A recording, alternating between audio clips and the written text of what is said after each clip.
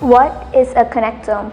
Well, imagine having an artificial replica of the human brain that could clearly show us the billions of neurons in it and how they interact with each other when a specific function, even as simple as this, is done.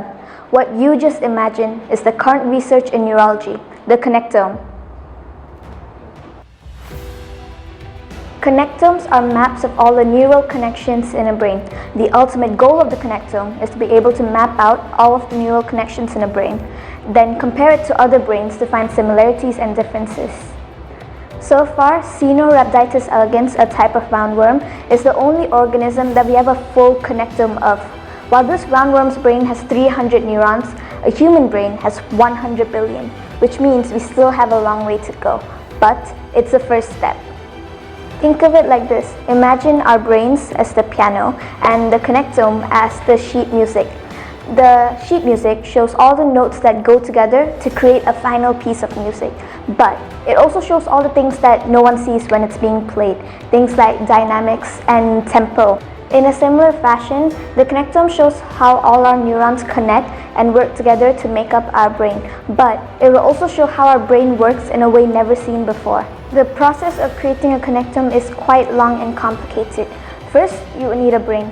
In our case, we have the roundworm's brain.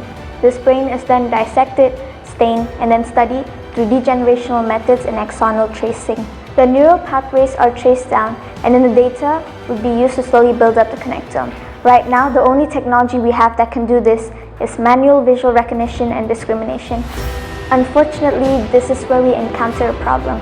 Although modern electron microscopes are very powerful, there aren't enough just yet to be able to make full human connectomes. Furthermore, to interpret all these microscopic images, there has to be a human going through each and every single one to interpret them. But this doesn't mean it's impossible. There are labs worldwide that are currently trying to use artificial intelligence to fix this problem. A lot of money, time, and effort is being poured into this, and the reason is quite simple. The doors that this research could open in the fields of neurology are almost endless. The connectome is important because the brain's structure and function are intricately linked. A successful and reproducible completion would mean that scientists could answer fundamental questions like why Alzheimer's disease or schizophrenia or dyslexia exists and how we could possibly cure them. We can also find out the role that our brain circuitry plays within childhood development and aging.